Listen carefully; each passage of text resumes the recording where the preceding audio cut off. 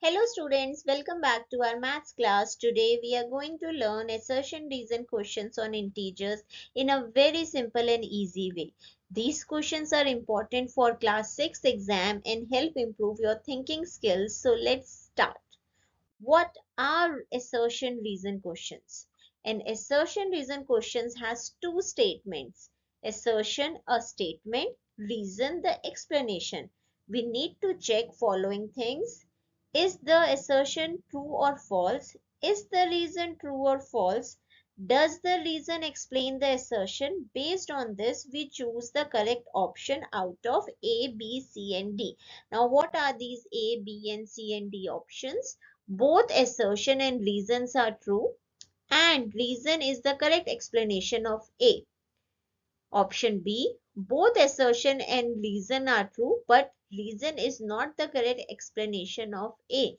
Option C, assertion is true, but reason is false. Option D, assertion is false, but reason is true. Let's start with question number 1. Assertion. The sum of two negative integers is always negative. Reason. When two integers have the same sign, their sum has the same sign. Think of the number line. Negative numbers are on the left side. So if we add two negative numbers, we move further left. So the answer is still negative. Both statements are true, and the reason explains the assertion. So the correct option is A. Question number 2. Assertion. Subtracting an integer is same as adding its opposite. Reason. A minus B is equal to A, addition operation, negative B. Instead of subtracting, if we can change the sign and add, it still gives the same result. Let's understand this with the help of example. 5 minus 3 will give you 2. And if we just change the sign and add, for example, 5, instead of subtraction, change it to addition, and positive 3, change it to opposite of positive 3, that is negative 3. It will still give you positive 2 as a result. This rule always works. Hence, the correct option is A. Moving to question number 3. Assertion. 0 is the smallest integer. Reason says 0 lies to the right of all negative integers on the number line.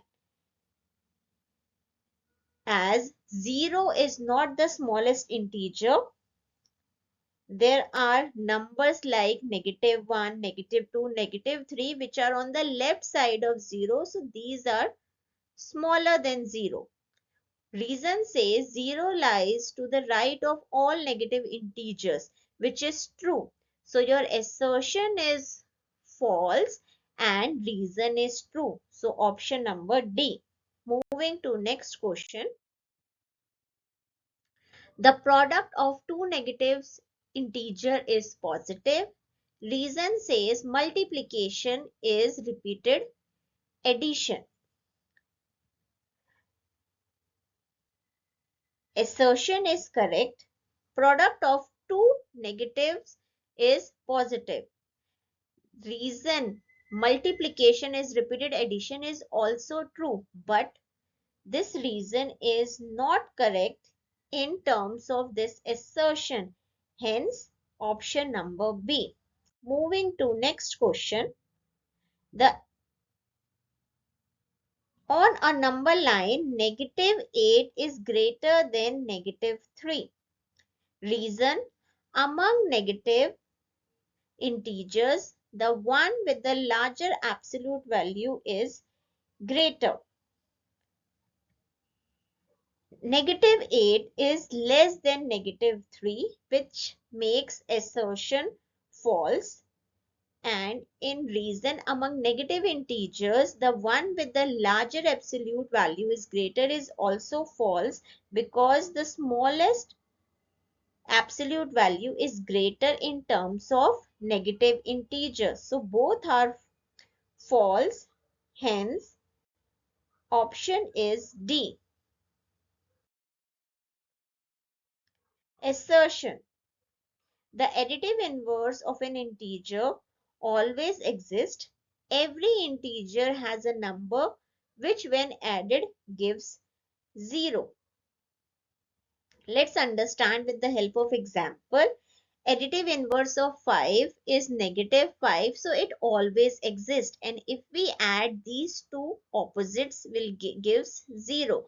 So this is true for every integer, hence correct option is A. Moving to next question, assertion. Multiplying any integer by 0 gives 0. Reason, 0 has no value.